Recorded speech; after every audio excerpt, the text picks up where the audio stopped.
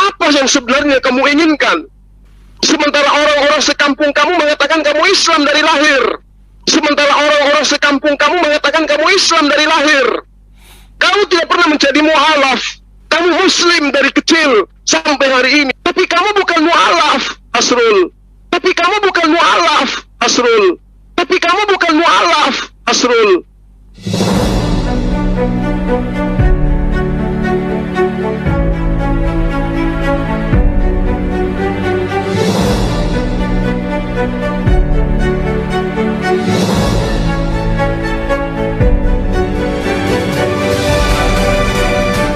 Haleluya, haleluya, shalom alaikum, Bishim Hamasyah, salam Aki.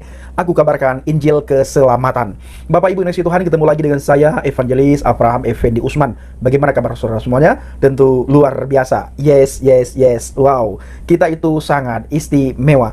Nah, saudaraku para pencinta channel Injil Habaget, pernahkah saudara mendengar peribahasa yang mengatakan sepandai-pandai tupai melompat, sesekali pasti jatuh juga. Sehebat apapun tupai melompat dari satu pohon ke pohon yang lain, dari satu dahan ke dahan yang lain, sesekali tupai tersebut pasti jatuh. Begitu juga saudaraku, sehebat-hebat kebusukan itu disimpan, pada akhirnya kebusukan itu akan tercium dan kebusukan itu akan muncul. Begitu juga mengenai kebenaran, sehebat apapun orang yang menghalangi kebenaran, maka kebenaran itu Bapak Ibu akan muncul ke permukaan. Orang akan mencari kebenaran, sekalipun kebenaran itu dicemooh, dicaci maki, dihina, ditutup-tutupi, tetap kebenaran itu akan muncul secara luar biasa. Karena kebenaran itu tidak bisa disembunyikan, kebenaran itu tidak akan bisa dihalangi. Nah, saudaraku, kali ini saya mengajak Bapak Ibu semua untuk melihat sebuah cuplikan video di mana ada mukalaf yang mengaku dirinya bahwa berasal dari agama Kristen, lalu ketika masuk ke agama seberang, Bapak Ibu, dia menjadi mukalaf. Maka mukalaf itu sangat dijunjung tinggi, sangat dihormati dan dikasih panggung lah oleh orang-orang tertentu, Bapak Ibu. Lalu diundang, setelah diundang, dia mulai mengatur kata-katanya sedemikian rupa, bahkan mulai menjelek-jelekkan imannya yang lama. Ternyata Bapak Ibu, mukalaf yang kita bahas kali ini dan yang akan kita dengar sama-sama cuplikan videonya, ternyata mukalaf itu memang bukan berasal dari agama Kristen, tetapi dari agama Islam. Sejak lahir mukalaf itu sudah Islam, Bapak Ibu. Lalu dia bangun narasi dan dia mengatakan kepada semua orang bahwa dia berasal dari agama Kristen. Keluarga besarnya Kristen, Bapak Ibu. Mari kita melihat dan saksikan cuplikan video berikut ini.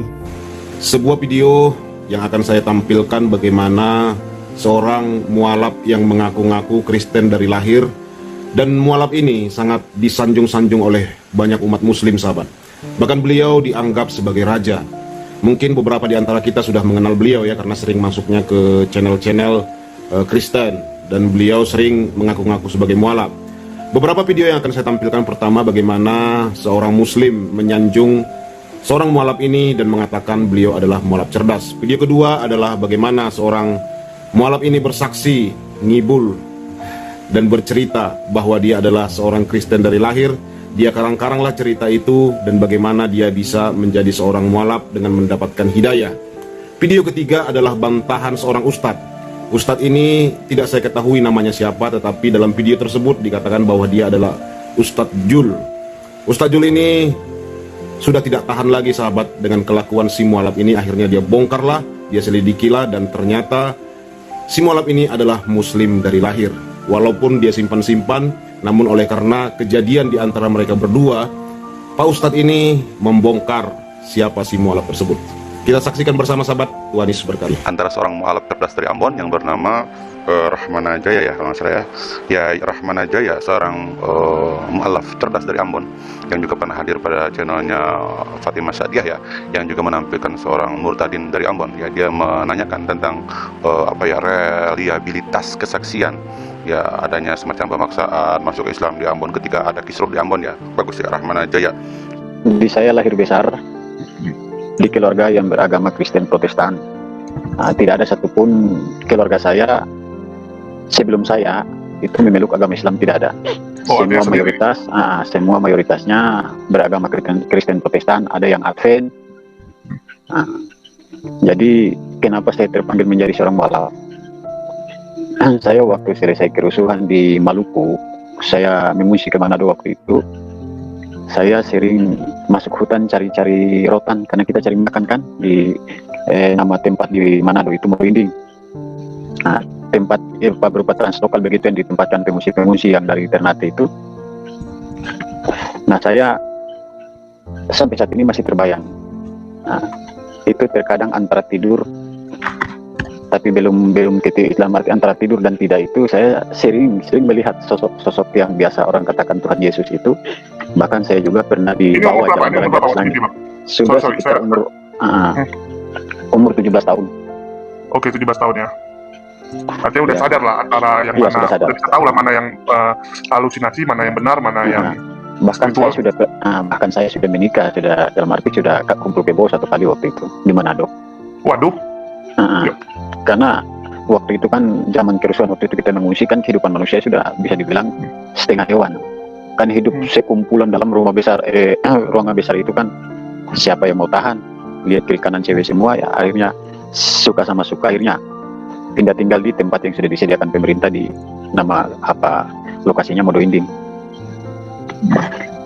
Saya sampaikan ini, saya tidak mengarang dan memang benar-benar bahwa saya selama hidup dalam 1 tahun di 2002 saya di Manado itu, saya dalam 1 tahun itu 3 kali bermimpi berturut-turut.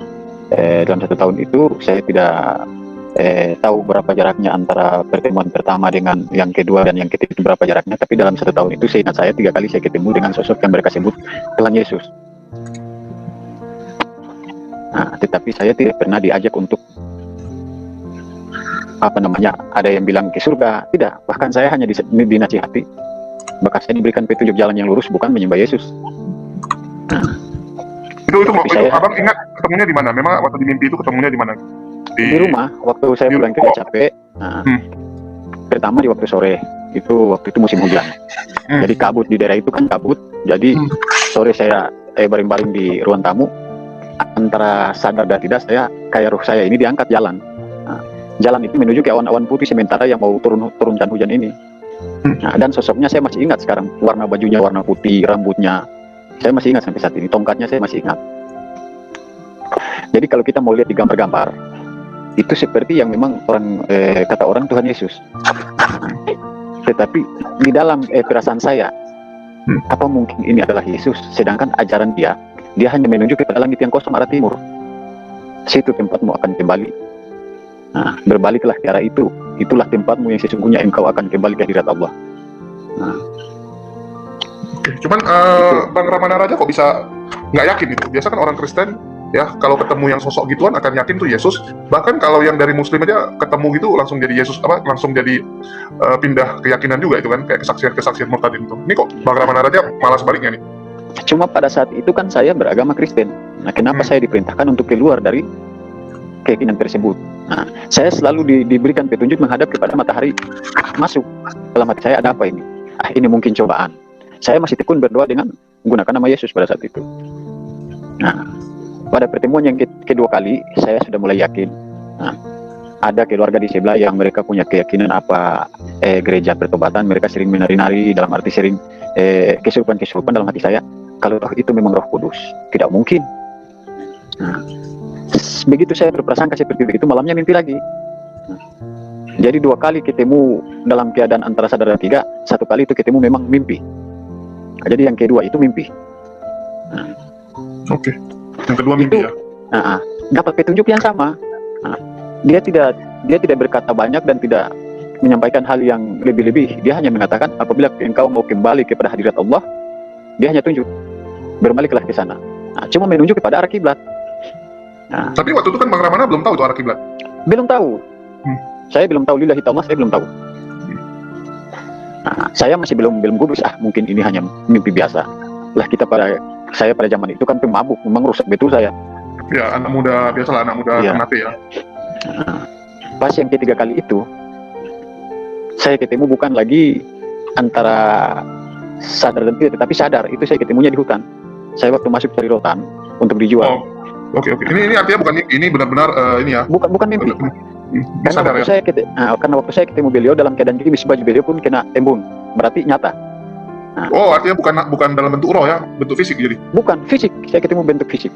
Nah, cuma pandangan saya ada kelainan, tapi Ini tiga-tiga sama kan? Tiga-tiganya sama mukanya tuh sama sama. satu sosok itu.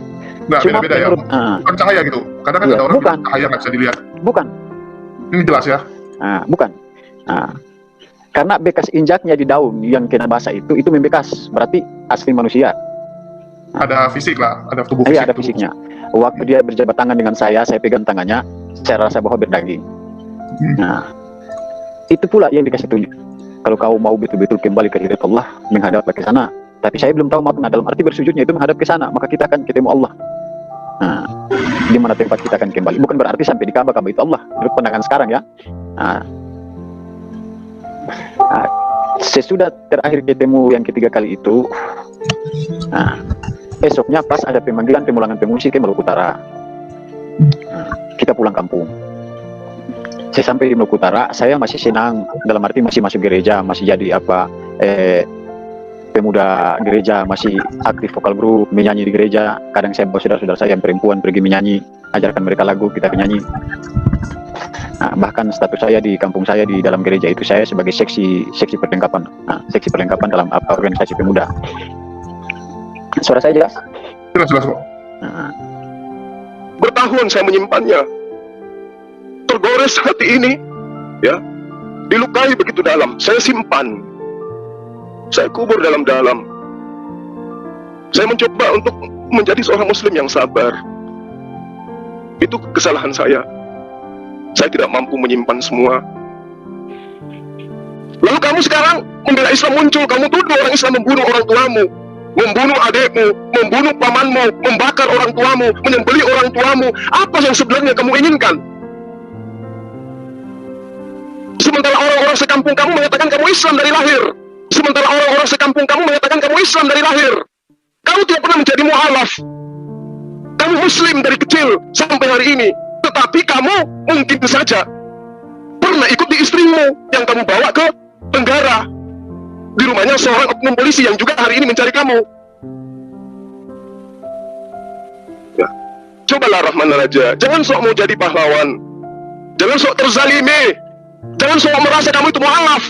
Kemudian kami Muslim membuat kamu tersakiti. Jangan. Saya siang malam habiskan umur saya untuk membela mu'alaf. Tapi kamu bukan mu'alaf, Asrul. Tapi kamu bukan mu'alaf, Asrul. Tapi kamu bukan mu'alaf, Asrul. Kamu bukan mu'alaf. Namamu bukan Rahman Raja, namamu Asrul. Tapi saya tidak pernah ungkap semua itu. Saya tidak pernah ceritakan kepada siapapun tentang itu. Wallahi, demi Allah, saya tidak pernah membicarakan apapun tentang Anda kepada siapapun, tentang kejadian yang saya alami sebelum semua ini terjadi. Sudah hampir 2 tahun bahkan lebih. Saya simpan sendiri. Saya sudah bilang, saya minta maaf. Saya bukan nabi. Saya sudah mencoba untuk menyimpan dengan rapi. Tapi ada 2 konten yang terkirim ke saya yang sangat menyakitkan hati saya. Kamu di situ klarifikasi sebut nama saya. Seakan-akan kamu itu korban dan saya pelaku. Rahman Raja, Asrul. Mencari simpati tidak seperti itu, kawan. Ya. Untuk mendapatkan sesuatu tidak seperti itu. Saudaraku para pencinta channel Jalha Baget, bagaimana tanggapan Bapak Ibu semua setelah melihat cuplikan video tadi? Saya tunggu di kolom komentar. Komentarlah yang sopan santun tanpa menghina dan menghujat. Tunjukilah kalau kita ini anak-anak Tuhan, anak-anak terang yang tidak boleh berucap kata kotor, yang tidak boleh menghina dan mengolok-olok serta menertawakan iman orang lain. Karena apa yang mereka imani itu tidak kita imani, dan apa yang kita imani mereka tidak imani juga. Cuma kita bersyukur kepada Tuhan di mana kita sudah menemukan jalan kebenaran, di mana kita sudah menemukan jalan Shiratal Mustaqim. Karena banyak orang Bapak Ibu mencari jalan yang benar dalam hari-hari ini. Orang-orang di sekitar kita mereka berbondong-bondong mencari jalan Shiratal Mustaqim, mencari dan terus mencari supaya ditunjukkan ke jalan yang lurus. Sementara 2022 tahun yang lalu Adonai Yeshua HaMashiach memberitahukan kepada setiap umat manusia bahwa dia adalah jalan, kebenaran, dan hidup. Tidak ada seorang pun yang datang kepada Bapa kalau tidak melalui aku. Tidak ada satu manusia pun yang bisa masuk surga kalau tidak melalui Adonai Yeshua HaMashiach. Maka kepada kita semua dan kepada saudara semuanya yang sudah berjalan di jalan yang sudah Tuhan tunjukkan, yang sudah berada dalam firman Tuhan, di dalam iman yang benar, jangan pernah saudara menyangkal iman. Dan bagi saudara yang belum percaya kepada Adonai Yeshua HaMashiach, renungkan firman Tuhan baik-baik. Buka sedikit ruang hati saudara, buka sedikit ruang pikiran saudara, dan buka sedikit ruang pendengaran saudara, sehingga saudara bisa menemukan jalan kebenaran. Tidak ada cara lain untuk kita bisa masuk surga. Tidak ada satupun agama di muka bumi ini yang bisa menjamin keselamatan kita. Itu tidak ada, kecuali Yeshua HaMashiach. Agama tidak bisa menjamin kita tentang keselamatan. Hanya Yeshua HaMashiach yang bisa memberikan jaminan kepastian keselamatan kepada setiap kita. Saudaraku para pencinta channel Jalan Habaget, inilah video singkat kiranya menjadi pencerahan bagi kita semuanya. Ingat bagaimana mereka menghina, mengolok-ngolok, dan ada mukalaf, ya, ternyata bukan mukalaf, tetapi mereka menganggap itu mukalaf, sehingga mukalaf itu laku keras di pasaran Bapak Ibu. Apalagi mukalaf itu bisa menghina dan mengolok-ngolok imannya yang lama, maka mukalaf itu sangat laku keras di antara mukalaf Bapak Ibu. Terima kasih. Shalom alaikum bishim HaMashiach. Salam Aki. Aku kabarkan Injil keselamatan.